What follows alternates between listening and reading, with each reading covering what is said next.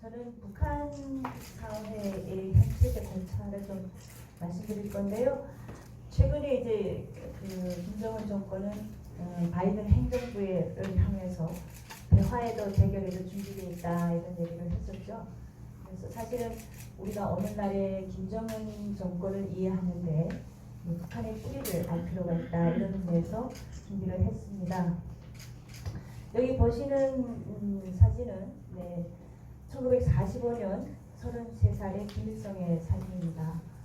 이렇게 보시면 소련군 장교들과 함께 이렇게 서 있죠. 그래서 이렇게 소련 정부에 의해서 의식된 김일성 정권이었는데요.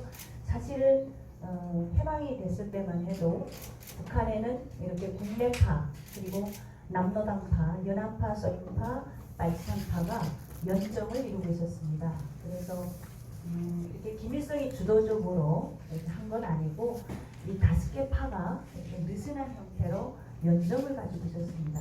왜냐하면 잘 아시는 것처럼 이 사회주의 공산주의라는 것은 집단 지도 시스템이지 1인 시스템은 아니죠. 그래서 집단 지도 시스템을 하기 때문에 두루 지분을 나누어 가지고 있는 사람들이었습니다.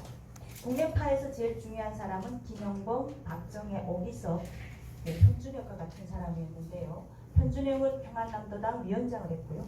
오기석은 한경남도당 위원장, 당시 국내에서 활동하던 공산주의자들입니다. 남로당파에서는 박헌영과 이승엽이 가장 중요한 역할을 했고요. 연합파에서는 김두봉, 최창익입니다. 그리고 소련파에서는 박창호, 그리고 무정가 같은 이런 사람들도 있습니다. 그리고 빨치산파에는 김일성, 김책 이런 사람들이 있는데요. 이렇게 5개 파가 느슨하게 연정을 이루다가 어찌 돼서 북한 정권이 이렇게 김일성의 단일 권력으로 넘어갔는지, 그리고 왜 오늘날 3대 세습까지 이루어졌는지, 그래서 해방이 된 후에 모든 공산주의자들은 북한에 레닌이 세운 그런 소비에트 정부를 한번 세워보려고 많은 공산주의자들이 부르륵 몰려들었습니다. 그런데 거기에서 처음에는 이렇게 연정을 했지만 각축전이 벌어지게 되었고요. 결국은 이제 김일성 정권이 정권을 잡게 된다 이런 얘기입니다.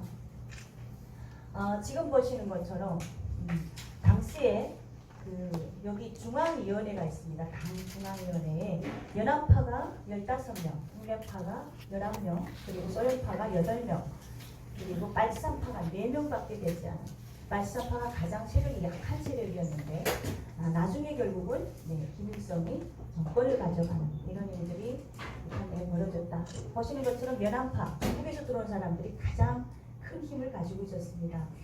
그래서 이 연합파는 당시에 마오쩌둥과 같이 항일 연군도 했었고요. 여러 가지 운동을 하면서 실질적으로 무장을 들고 싸웠던 사람들이었고, 이 사람들이 사실은 1945년에서부터 1949년까지 벌어진 중국의 북공 내전에서 혁명한 공을 세운 사람들입니다. 이러한 사람들을 김일성이 어떻게 물리쳤을까 이런 생각을 한번 해보는 그런 시간이 되겠습니다.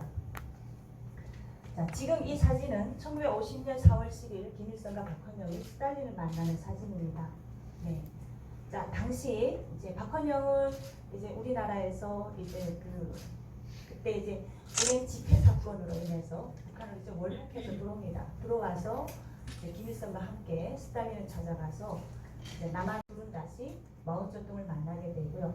그러면서 6.25 전쟁이 발발하게 되는 것입니다. 자, 이 전쟁은 사실은 김일성에게 단일 권력을 형성하게 하는 가장 중요한 계기였습니다.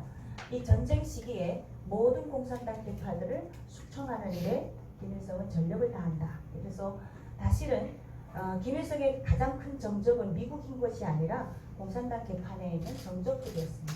보시는 것처럼 제일 먼저 이제 소련파를 견제합니다. 전쟁 시기에. 사실 전쟁이라는 것은 이 사회주의도 현대에서 생겨난 그런 제도이기 때문에 사실 민주주의적인 제도로 출발합니다. 그래서 사실 토론과 논쟁을 통해서 논의를 이끌어내는데, 이 전쟁이라는 것은 상명하복으로서 명령을 해서 지키지 않으면 그냥 쏩니다. 그래서 레닌이 1917년에 이제 스탈린 혁명, 그러니까 레닌 혁명이 승리하고 나서 가장 먼저 벌어진 일이 국내에서 국내 전쟁을 하게 되죠. 백파와 이제 적파로 나누어서 전쟁할 때 민주주의 제도가 싹 사라지고 오직 명명하복이 남은 것처럼 북한도 그 해방이 되고 나서 5년 후에 전쟁을 겪으면서 이런 명명하복의 이런 정권 이런 행태가 벌어지면서 많은 당들을 여기서 견제합니다. 특히 남로당을 숙청하는 일에 굉장히 많은 공을 들이는데요. 아까 박헌영과 이승엽은 이 전쟁을 통해서 완전히 숙청당하게 됩니다. 그래서 그 자리에서 쏴죽이진 않지만 이 전쟁이 일어난 것 그리고 전쟁이 사실 인천 상륙 작전으로 인해서 이제 미군이 개입으로 인해서 북한이 불리하게 되자 이 전쟁의 책임을 누구에게 뒤집어 씌울 것인가 고민하게 되는데요. 그것이 바로 남로당이었습니다. 그래서 박헌영과 이승엽은 고용 간첩으로 몰려서 이제 재판을 받게 되고요. 그리고 그에 이렇게 많은 숙청을 이루면서 김일성의 권력이 부상된다 이렇게 말씀을 드리고요. 이 6.25 전쟁은 상당히 김일성 단일 권력에 큰 힘을 실어줬고요. 그로 인해서 김일성은 힘을 가지고 이제 국내 정치를 장악하게 됩니다. 자, 이렇게 하면서 여기에서 모든 계파들을 다 숙청하는 일이 벌어지는데요. 전쟁이 끝나고 나서 전후복구를 하는 과정에 북한은 상당한 이제 갈등이 일어나게 됩니다. 어떤 갈등이냐면요. 그 인민생활이 많이 피폐해졌으니 왜냐하면 북한은 특히 유엔군의 공중폭격을 많이 당했기 때문에 완전 잿더미가 됐습니다. 완전 잿더미가 됐기 때문에 이 잿더미를 빨리 일으켜 세워야 된다는 인민생활을 빨리 복구해야 된다는 그런 소련파와 연안파와 아니다 스탈린식 중공업 우선주의를 가야 된다는 말상파 간에 이제 강한 노선 갈등이 일어나고 여기서 김일성이 승리합니다. 승리하는 중요한 이유는 소련이 당시 10억 마르크라는 엄청난 돈을 10억 루블이라는 엄청난 돈을 이제 지원해주면서 김일성의 중공업 우선 정책이 승리하게 되고 이거에 대해서 또다시 소련파와 연안파는 숙청을 당하게 됩니다. 이렇게 돼서 1955년, 56년, 57년 이렇게 해서 김일성의 정권이 승리하고 나서 김일성은 1960년에 승리자의 대회라는 걸 합니다. 그게 북한에서 가장 중요한 김일성의 단일 권력이 형성된 1960년입니다. 그렇게 해서 김일성 단일 권력이 이미 1960년 초반에 확고하게 들어섰다 이렇게 말씀을 드릴 수가 있겠습니다. 자, 그리고 1960년에 또 어떤 일이 일어나냐면 1964년에 아들 김정일이 그 김일성 종합대학을 졸업합니다. 아들 김정일 나이가 그때 20대 23살 정도 됐는데요. 아들 김정일이 김일성 종합대학을 졸업하고 북한의 중앙당의 그 가장 중요한 직책인 선전선동부의 부원으로 배정이 되고요. 그로부터 3년 후인 1967년에 조직지도부, 지금 김여정이 있는 자리에 이제 아들 김정일을 앉힙니다. 앉히고 이 북한의 내부, 북한의 조직지도부, 당중앙위원회 조선노동당 조직지도부는 어떤 역할을 하냐면요. 모든 인사권과 결재권을 가지고 있습니다. 그래서 우리가 조직지도부가 왜 중요하냐면 모든 인사를 거기서 하고 모든 결재를 거기서 하기 때문에 모든 힘이 거기에 집중되어 있습니다. 그래서 거기 부원으로 이제 배정을 하고 아들이 국내를 이렇게 장악할 수 있도록 뒷받침합니다. 그렇게 가다가 1970년대 들어서면서 김정일이 더욱 힘을 발휘하게 되는데요. 당시 1970년대는 그 김일성의 동생 김영주 그리고 김일성의 후처인 김성애 이런 사람들이 다 이제 권력 구도를 가지고 있었습니다. 자, 이미 공산당 계파들은 60년대까지 다 숙청당하고 70년대 들어와서 다시 각축전이 벌어지는데요. 그것은 바로 김영주와 김성애 아들들 그리고 김정일과의 이제 각축전이었습니다. 이 각축전에서 김정일은 빨치산파 아버지와 함께 이제 항일운동을 했다고 하는 빨치산파들을 다 이렇게 선물공세 등 여러 가지로 해서 그 빨치산파들을 자기 편으로 돌려주어서 결국은 이제 후계자로 공식 추대를 받게 되는 것이 74년입니다. 이때부터 유일하고 장기적인 집권화가 이제 이루어진다 이렇게 이제 말씀을 드릴 수가 있고요. 김정일이 올라서서 제일 먼저 한 일은 아버지를 신격화하는 일이었습니다. 아버지를 신격화한다는 것은 아버지를 인에서 신으로 올리는 일이었고요. 우리가 신격이라고 하는 건 너무 잘 알면 지금 절대적이고 전지전능하고 그리고 무오류, 무결점 이걸 이제 가지고 두고 가는 그런 데로부터 북한 사회에서 뭐가 없을까요? 안 됩니다. 그리고 토를 달거나 이런 일이 전혀 있을 수가 없습니다. 이거는 신에게 반하는 일이기 때문에 무조건 처형이라고 하는 무시무시한 제도가 1970년대부터 이제 벌어지게 된다. 이렇게 보시면 됩니다. 자, 1980년대는 국제공산당에서 기류가 바뀌는데요. 1970년대만 해도 소련공산당이 가장 우위였습니다. 그런데 78년 중국의 개혁개방으로 인해서 중국은 80년대 눈부신 성과를 이룩하면서 국제공산당에서 중국공산당의 위치가 올라가게 됩니다. 자, 공산당은 이제 유일당 국제공산당의 지시를 받아야 되는데요. 당시 중국은 북한에 개혁개방을 하라고 압력을 가하기도 합니다. 1950년대 후르시초프가 들어서서 김일성에게 그 탈스탈린 운동, 스탈린 격화 운동을 하라고 압력을 가한 거랑 비슷하게 이렇게 70년대 가서는 중국 공산당의 힘이 강화되고 소련이 위축되는 그런 상황에서 1980년에 아까 공식 후계자로 추대된 74년에 추대된 김정일이 후계자로 선포되는 때가 바로 이때입니다. 그리고 우선 어디부터 방문해야 되냐면요. 중국에 가서 먼저 방문하고 인사를 해야 됩니다. 이게 이제 공산당의 중요한 의례 중에 하나인데요. 이렇게 하면서 여러 가지를 하는데 이때 김정일은 뭐라고 말하냐면 개혁개방을 하라고 하는 중국의 반기를 듭니다. 어떻게 반기를 드냐면 중국이 사회주의를 버렸다.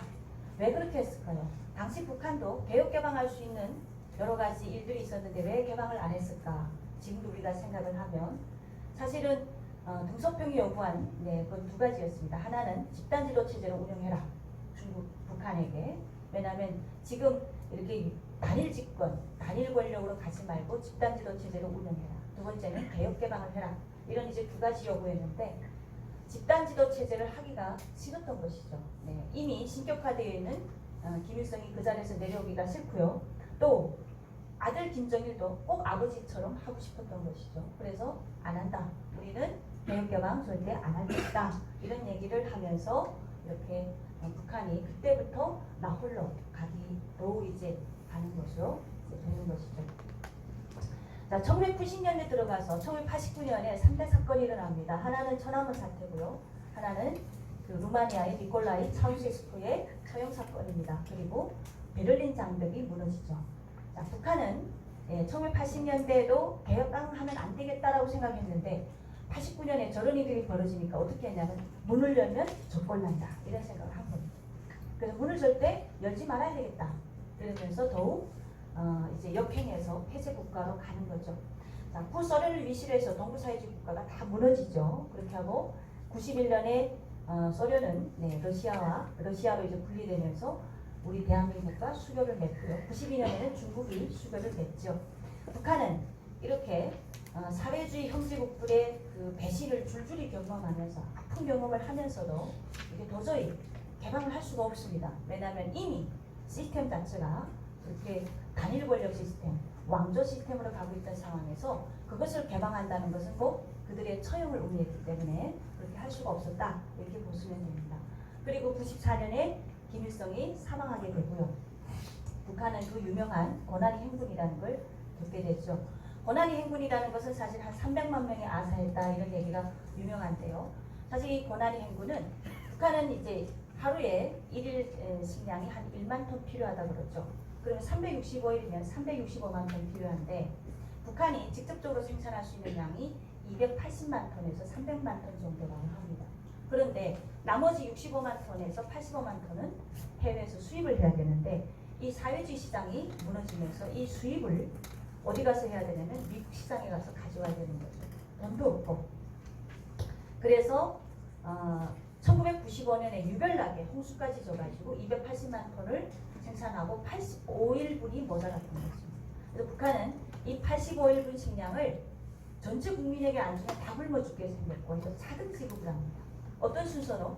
체제 유지에 아주 유력한 순서로 차등 지급을 했고요. 결국 체제 유지도에 약한 아주 이제 서민층부터 아사하기 시작하는 것이 바로 이 고난의 행군이다 이렇게 보시면 되고요. 이때 북한은 거의 부도 사태가 났다 이렇게 보시면 됩니다. 그래서 배급, 공급, 의료, 공교육, 사회안전망이 완전히 해체된 때가 바로 1995년이고요. 자, 그래서 김정일은 아버지가 사망하고 나서도 4년 동안 나타나지 않습니다. 왜? 이게 그 수령으로 나타나면 먹여 살려야 되는데 먹여 살릴 수가 없어서 처음에 98년 김정일은 국방위원회 위원장 한개 내각 부서의 부서장으로 나타납니다. 이렇게 북한의 시스템을 볼 수가 있습니다. 2000년에 가서 슬슬 이제 위기가 극복이 되죠. 네, 그래서 남북 관계도 개선이 되고요. 그리고 식량미 물자 지원이 들어오게 되고요. 그리고 이때는 영국, 이탈리아 이런 나라들과 수교를 맺으면서 엄청난 지원을 받게 됩니다. 그리고 성군 정치를 강화하게 되고요. 자, 그리고 2010년대에 김정은 체제가 구축이 됩니다. 자, 김정은은 1982년생으로 알려져 있는데요. 구체적으로는 1983년이라고 합니다. 근데 할아버지와 아버지 연도를 맞춰서 82년인데요. 그렇다 해도 2010년에 인민군 대장입니다. 폴스타입니다. 그래서 사실 28살밖에 안 되는 청년이 이제 14개를 단 그런 대장이 되었고요. 이렇게 하면서 등극을 합니다. 그러면 북한 사회는 그러면 어떻게 우리가 할 수 있겠냐 이런 얘기죠. 사실은 현재 북한의 김정은 체제라는 거 하는 것은 말씀드린 것처럼 김정은은 도대체 무슨 생각을 할까? 우리는 이렇게 생각하면 김정은은 아마 이 북한이라는 기업은 우리 할아버지가 세워서 아버지가 내게 물려준 기업 이렇게 생각하는 것 같습니다. 그래서 그것이 내 거기 때문에 그 안에 있는 사람들도 내가 다 마음대로 부릴 수 있는 그리고 이제 본인이 절대 인민을 먹여 살려야 되는 대통령이라는 생각은 안 나는 것 같고 이건 내 거. 이 안에 있는 사람들은 다 나의 수족 이렇게 생각하는 그런 구조로 그런 권력이 만들어져서 지금까지 쭉 내려온 것이 북한의 상황이기 때문에 우리가 항상 김정은과 그 가족은 무슨 생각을 할까 할 때 이제 그런 고민을 해볼 필요가 있어서 제가 말씀을 드렸고요. 최근에 특이한 점은 일비서제를 내왔다. 들으신 분들은 아시겠지만 김정은은 자신이 총비서고 자신을 대신한 일비서제를 내오게 됩니다. 이것은 김정은 두 가지입니다. 하나는 김정은이 굉장히 건강이 좋지 않다. 해마다 한 20일 내지 40일씩 잠적하고 있죠. 그래서 이제 건강 상태가 매우 안 좋아서 이 일비서 자리에 누구라는 말은 없습니다. 조영원이 될지 김여정이 될지 아무도 모릅니다. 그러나 지금 후계 체제를 벌써 후계 체제라기보다 대리 체제를 이렇게 한다는 것은 김정은에게 어떤 문제가 있는 것이 아닐까라고 이제 짐작을 이제 해보는 그런 상황입니다. 자, 이렇게 북한에는 이제 상무위원이 5명, 그리고 이렇게 되어 있는데요. 이런 2인자 자리를 지금 현재 내놓고 있는 것이 지금 상황이다. 이렇게 보시면서 이번 시간에 북한의 현 체제에 대해서 제가 짤막하게 말씀드렸습니다. 고맙습니다.